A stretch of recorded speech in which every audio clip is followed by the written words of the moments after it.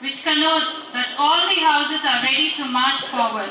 So I request our correspondent Reverend Sister Dr. U. Nirmala and our principal Reverend Sister Sumalata to come forward and take the salute as we begin the March Past.